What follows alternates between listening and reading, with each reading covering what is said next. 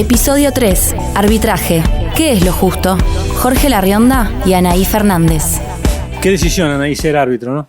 Sí. Yo creo que hay muchas historias, tantas como árbitro, ¿no? No creo que haya un hilo conductor entre la decisión y las personas en sí mismas, en el sentido de que no todos tienen la misma motivación, o sí, no sé. A mí por lo pronto me tocó el amor al fútbol, el amor por la pelota, el juego mismo, que fue lo que me llevó.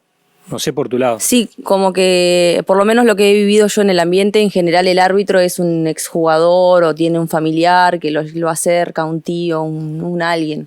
Es lo que yo más o menos he visto en el entorno. El escenario general, lo que es la familia, lo que es el impulso histórico del ser árbitro desde la familia, de que tener raíces familiares y por eso dedicarte, no es un denominador común. En general me da la percepción, incluso es lo que he sentido yo con mis hijos, de que tratás de cortar los caminos para que, digamos, sin un método de fuerza, ¿no? Pero como que no hay un incentivo desde el momento que empezás a descubrir los contrastes de la profesión, lo difícil que es, y todos los contratiempos que lleva, más allá de las luminarias que puede ver la gente desde afuera cuando te toca jugar partidos importantes, es una carrera dura, ¿no? Entonces yo creo que un poco por eso yo veo muy limitado el aspecto ese de que se transmite familiarmente. Hay muy pocos ejemplos a mi juicio. Sí, el tema del jugar, ¿no? Del futbolista. Sí, eso es como más de cajón, ¿no? O sea, los niños en general empiezan a jugar en el fútbol, todos, es como Uruguay. Sí, yo lo que veo es que nosotros, los varones, como que nacemos con la pelota bajo el brazo. Y el primer regalo de papá, mamá, del tío, es la pelota de fútbol.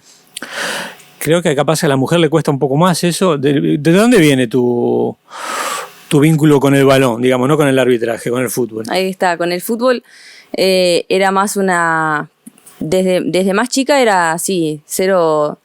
Me gustaba ver a los varones en realidad que jugaban al fútbol y me gustaba como ser parte, pero cuando tuve que cumplir un rol de, bueno, sí, yo quiero jugar, marcaba a mis propios compañeros, o sea, no tenía ni idea. Así que nunca pude cumplir ese rol de jugar porque en el deporte yo era muy mala. Pero me gustaba lo que generaba, como una pasión en la cuadra, en el campito, en todos lados. Eso que generaba era lo que me gustaba a mí. Ahora decís una cosa que a mí me interesa mucho, porque es algo de lo que trabajamos siempre con los árbitros, que vos decís en el deporte era muy mala, en el juego era muy malo, pero siempre trabajamos con los árbitros desde la formación, de que entender el juego es clave. O sea, y vos mismo lo dijiste recién, haberlo jugado te da herramientas para poder arbitrar, después dirigir, porque entendés el juego, entendés las mañas de los jugadores, las acciones, cuándo debe considerarse una falta, cuándo no, etcétera, y todo el manejo interpersonal dentro de una cancha. Y es clave entender el juego. Entonces, ¿cómo personas, y no sos la única, podemos ser muchos, que no jugábamos bien al fútbol desde pequeños, pueden desarrollarse en una carrera en la cual el entendimiento y la comprensión del juego es tan importante?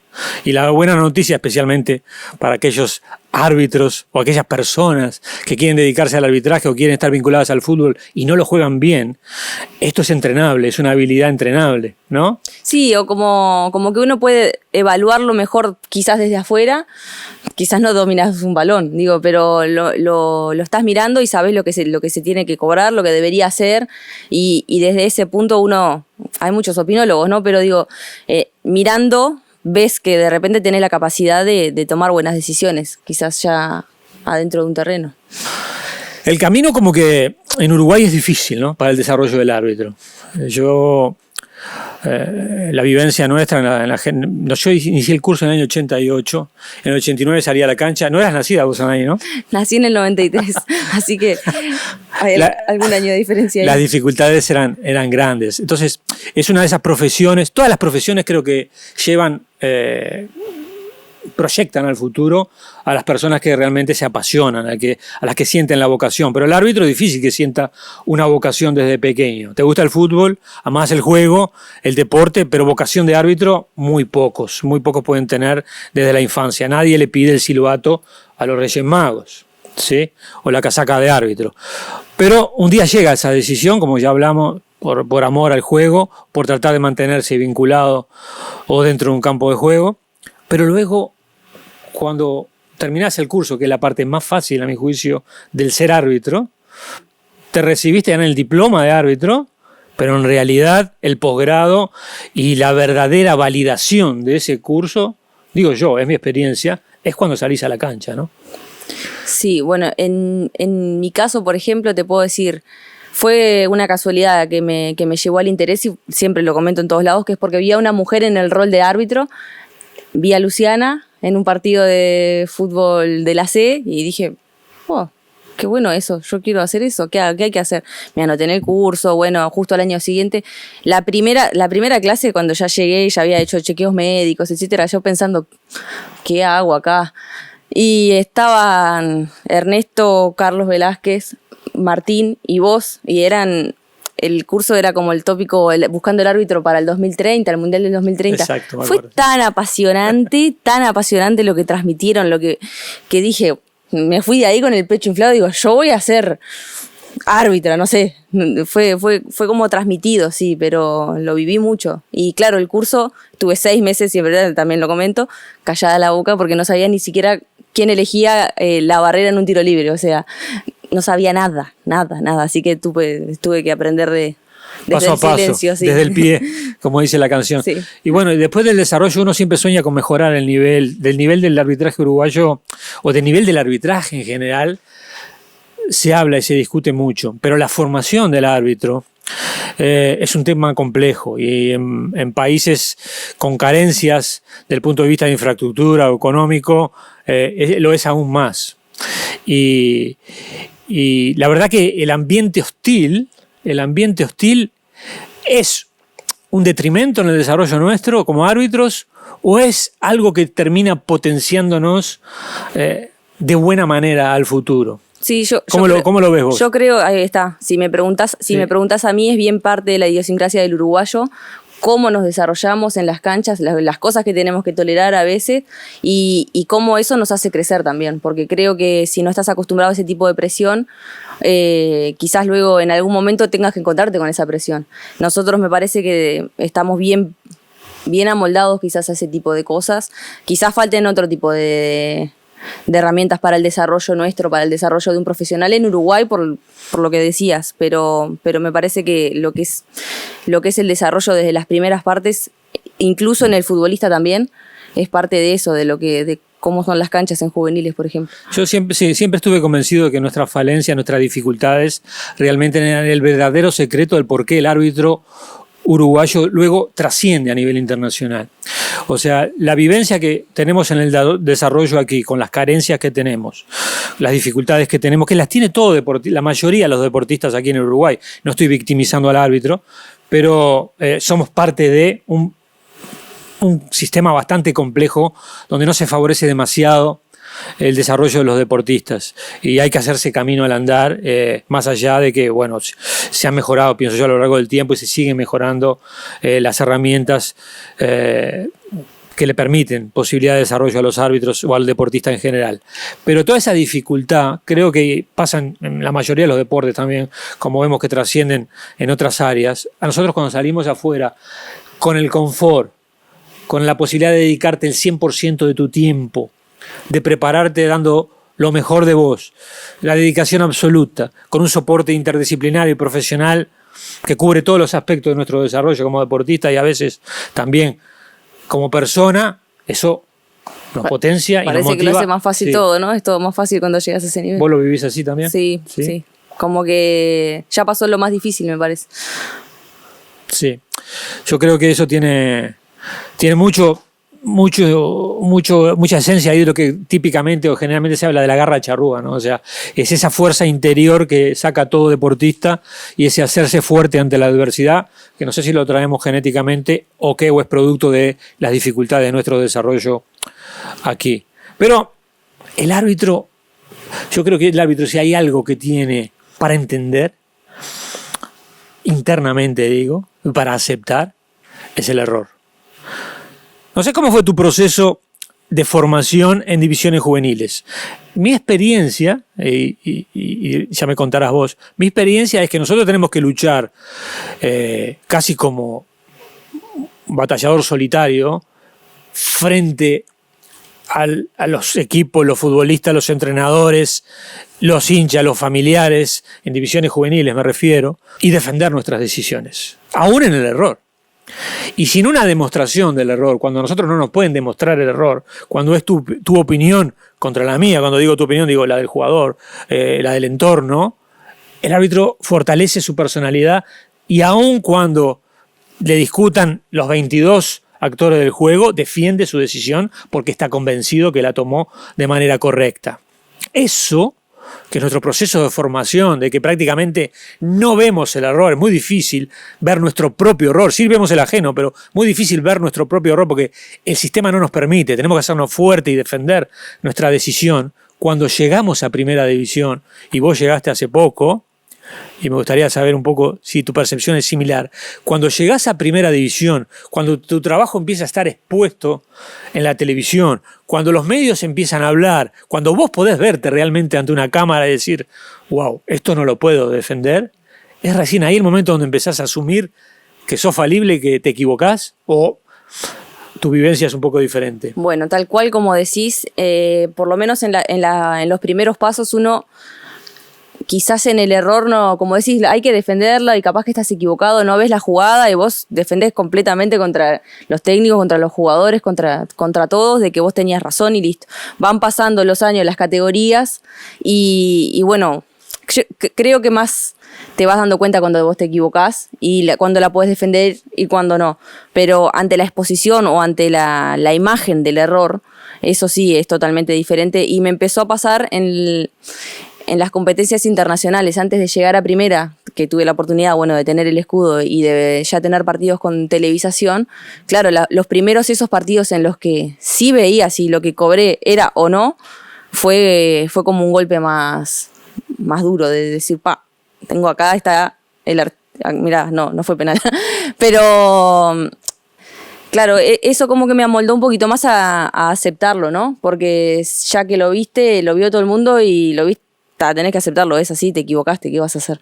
Pero creo que por lo que yo vivo, el error afuera, por lo menos, lo vivía diferente a lo que es en el medio local.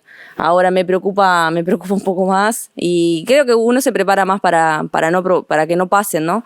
Pero sí. El medio local porque si por la repetición de partidos, porque es semana a semana, porque te están juzgando continuamente domingo a domingo, y el entorno familiar, los amigos, exacto, los compañeros, la prensa. Exacto, porque está todo el mundo muy pendiente quizás de lo que son los partidos a nivel local en Uruguay. Un partido quizás de Copa Libertadores de afuera femenino, acá no tiene tanta repercusión. Lo conocemos los árbitros, mis amigos, mi familia lo vieron en el partido, pero acá es todo el periodismo, acá toda tenés la el prensa. Microclima, sí. Exacto, Cuando vos vas a dirigir afuera, vas y si tenés un problema, el problema generalmente queda ahí, te lo llevas vos, claro, internamente, y puede repercutir en tu carrera, en futuras designaciones, pero ese barullo, ese ruido mediático o las quejas personales que son a veces muy, muy ácidas, quedan ahí, en el lugar donde se jugó el partido, por lo general. Y quedan en la mochila de tu currículum, ¿no? Acá de lo que te pasó sí, este fin de semana.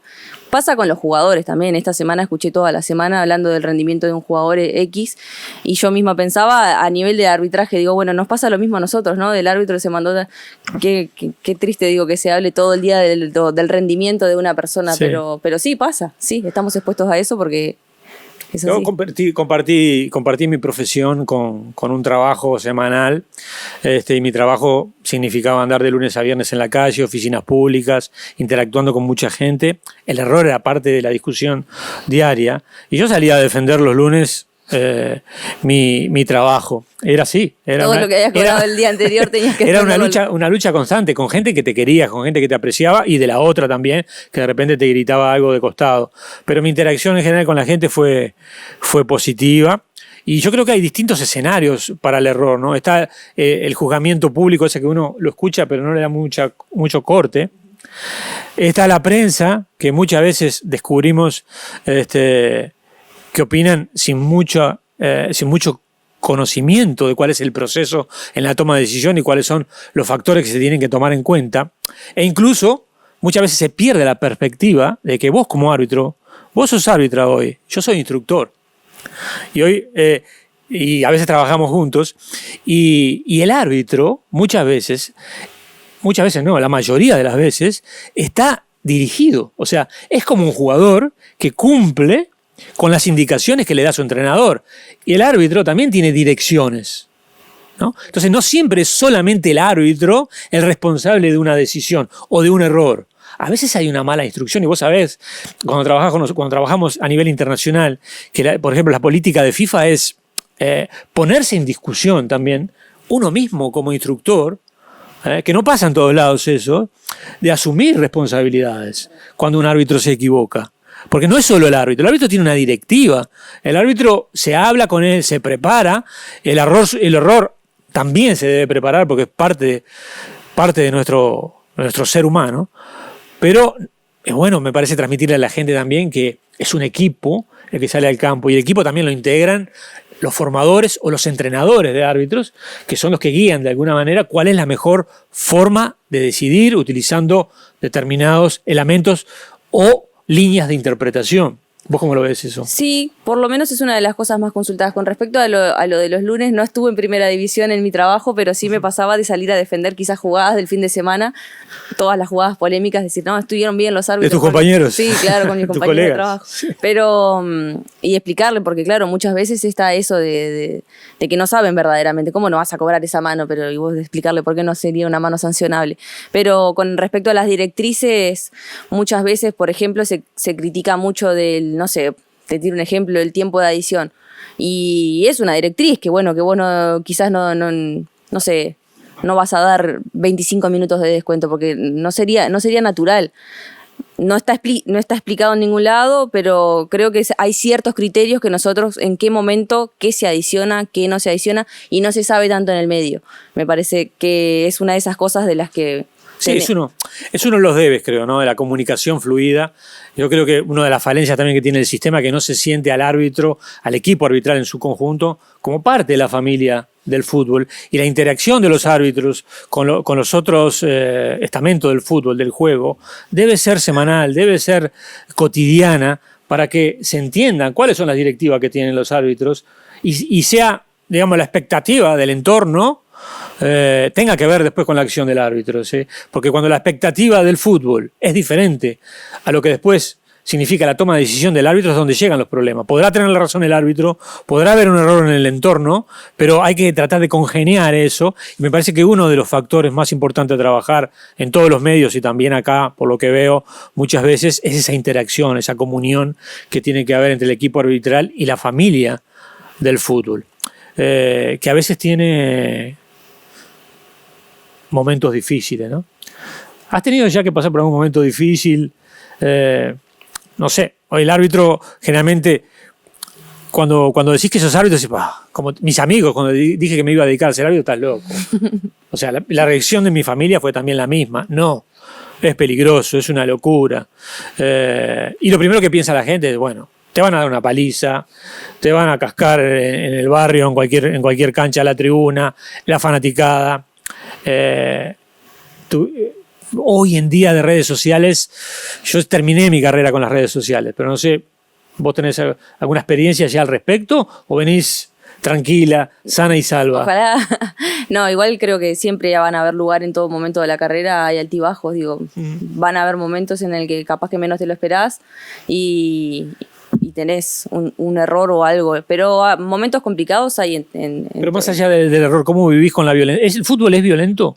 Desde tu perspectiva, ¿hay demasiada descarga de violencia? Sí, sí, pero desde quizás por las cosas que se gritan, nomás uno, yo no me doy cuenta quizás adentro de la cancha, pero voy a ver 5 partidos por fin de semana porque me paso viendo partidos en el estadio porque los encuentros que se viven diferente y claro, o sea, las cosas que se gritan a los jugadores también, a los técnicos, o sea, es un ambiente hostil totalmente, pero momentos complicados, justamente un hecho conocido, un hecho de violencia que fue una agresión a mi pareja, Carlos, te debes acordar, en el 2017, pero fue difícil, sobre todo por el ruido mediático. Me acuerdo que yo en ese momento estaba en una categoría que nada tenía que ver con lo mediático. Se suspendió el fútbol y trajo consecuencias complicadas, entonces me afectó muchísimo desde el punto de vista de todo de lo que se comentaba de nosotros, si estuvimos bien, si estuvimos mal, todo, o sea, todo trajo como una cola muy grande,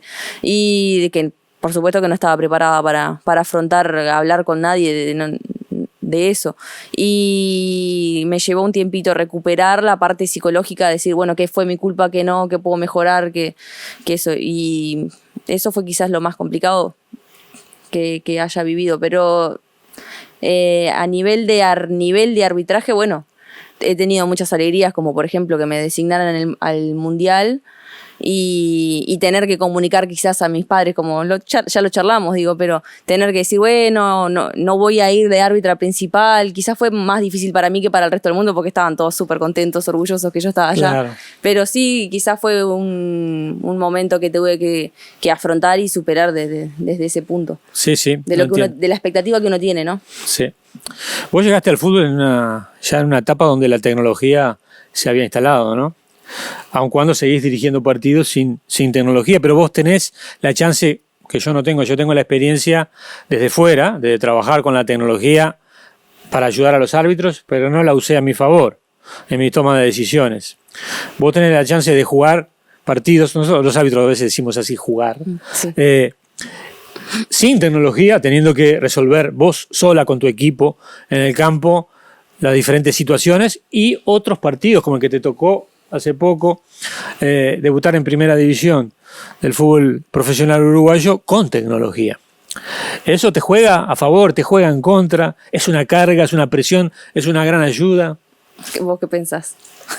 Yo lo hubiera querido tener, sinceramente. ¿Verdad? Lo hubiera querido tener. Sí, por un lado, una de las conversaciones que tuve previa al partido era, al final es más difícil arbitrar sin el VAR, porque sí, ¿cuál es la diferencia de que te llamen, por ejemplo, que tu error es público, pero tu error es público igual? Cuando termina el partido, si en un partido de la B que no hay VAR, yo cobré un penal que no es, todo el mundo lo va a saber, solamente que no se pudo hacer justicia de que se pudiera corregir, así que es mejor tener la herramienta. Pero yo creo que ahí oculto, vos sabés que ahí oculto, tocaste un tema importante, creo que ahí oculto está el tema del error.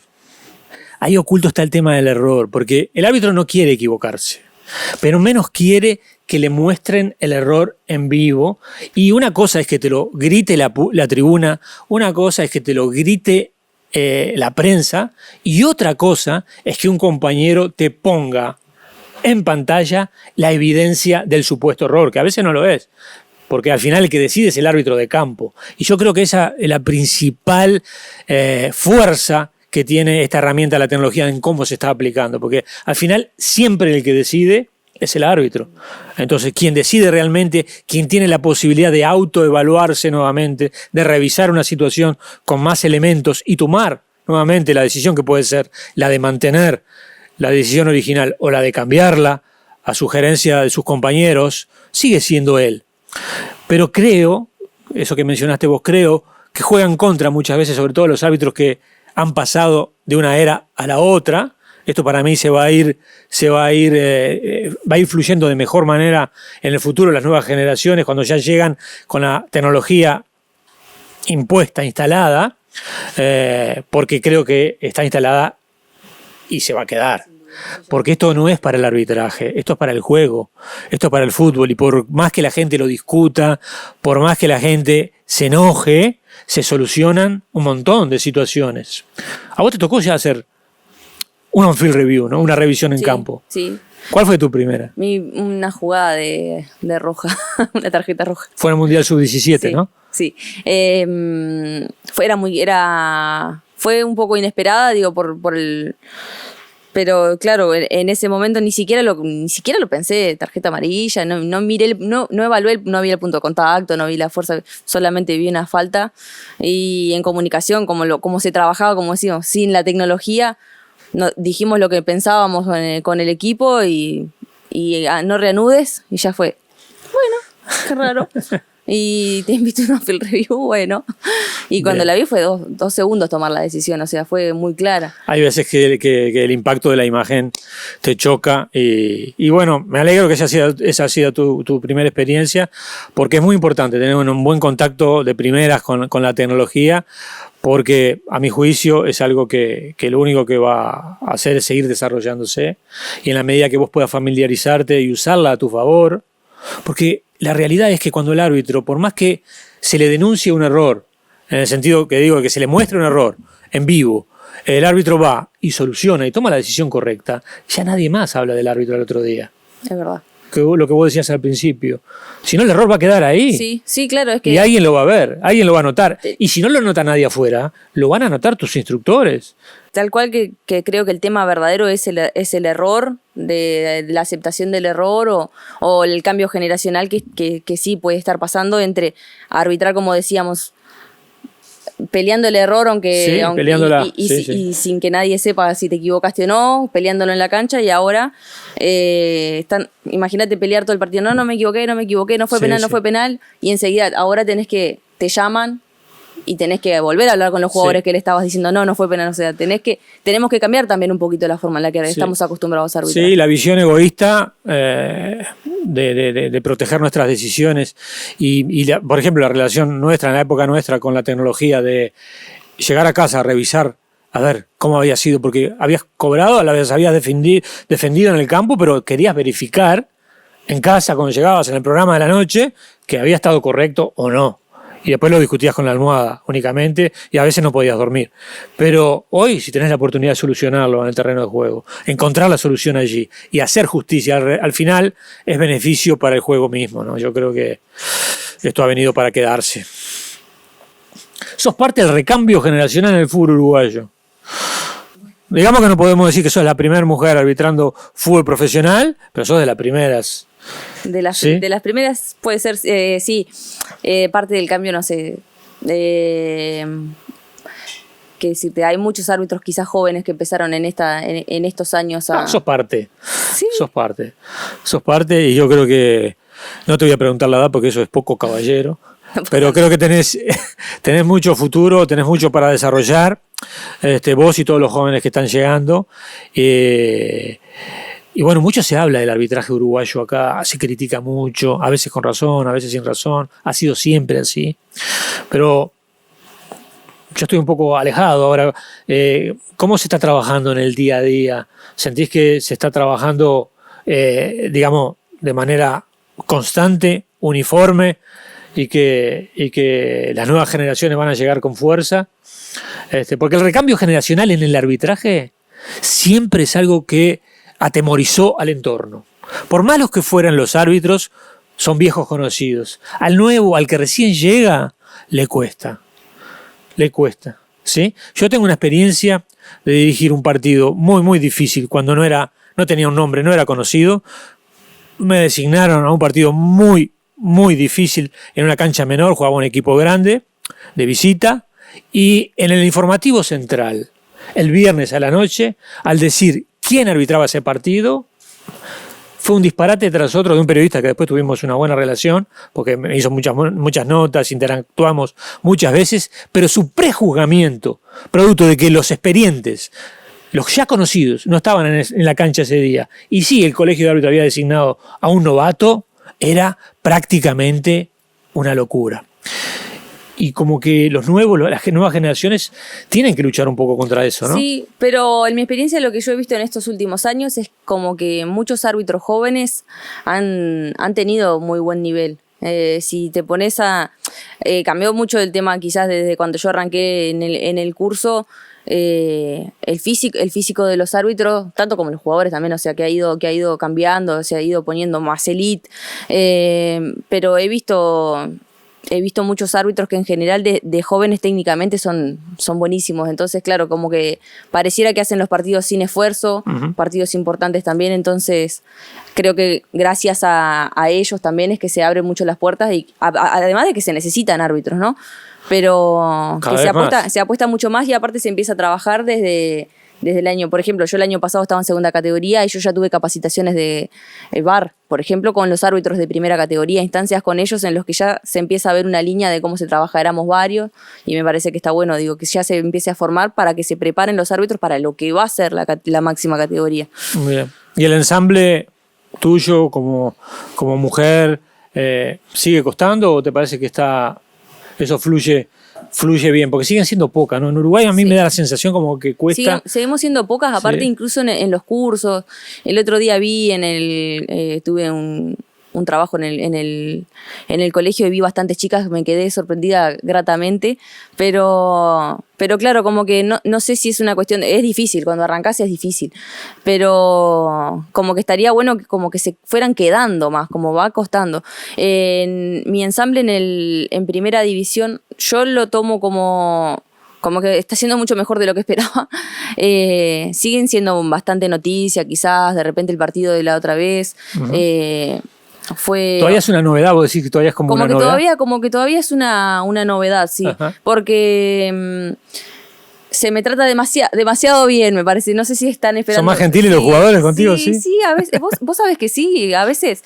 Bueno, una vez adentro del partido, obviamente, si no les gusta lo que cobraste, te van a reclamar lo mismo. Pero he visto que son amables, sí. Y también he visto los que no. No, por supuesto. O sea, en mi partido el cuarto árbitro tuvo que hacer un poco oídos sordos a las tribunas y esas cosas porque se pone. Hay muchas emociones en el juego. Sí. Y vos sabés que en este rato hablamos de errores, hablamos de dificultades, hablamos de momentos difíciles.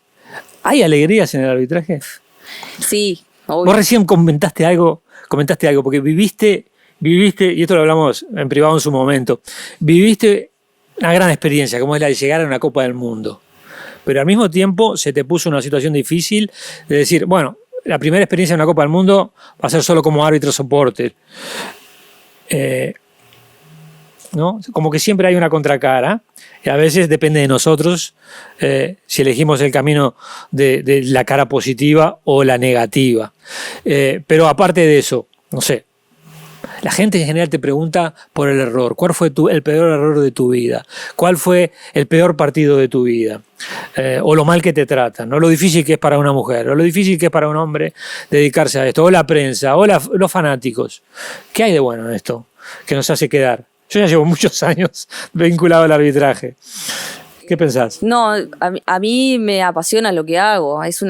No me lo tengo ni siquiera que plantear. Que hay momentos difíciles, obviamente, y creo que cada uno como árbitro, como persona, va encontrando qué te saca de ese lugar, qué cosas buenas te da y qué cosas malas siempre, bueno, a veces cuando pasan cosas buenas, los compañeros te dicen: disfrutá de este momento, porque a veces son más las malas que las buenas. No sé si son tanto más las malas. Lo que pasa es que es una tarea que, bueno, fin de semana tras fin de semana, y no vas a tener algo para festejar todos los fines de semana. Tampoco quizás creo que tengas algo para ponerte triste todos los fines de semana. Pero volvemos un poco a lo que hablamos al principio, ¿no? Esto es algo que no es vocacional porque no nacés con esto, pero si no descubrís la vocación en el inicio, en el paso a paso, en la formación, si no disfrutás el día a día, si no disfrutás de los pequeños detalles y de los grandes detalles que te puede ofrecer esta profesión como es la de participar en una Copa del Mundo, que tanto vos como yo, es publicidad que nos estamos haciendo acá,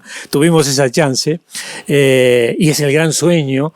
¿Qué le decimos a los árbitros jóvenes? ¿Qué le decimos a los que están haciendo el curso? Sueñan con llegar a una Copa del Mundo, ¿no? Que sueñen, que luchen, que peleen. Que sí, que tengan sus metas aparte, ¿no? Porque a mí me costó mucho plantearme, por ejemplo, estando cuando me inscribí en el curso, vi a todos los lugares donde se podía llegar. Cuando entré en el arbitraje dije, no, quizás no tanto, quizás no se pueda llegar a tanto.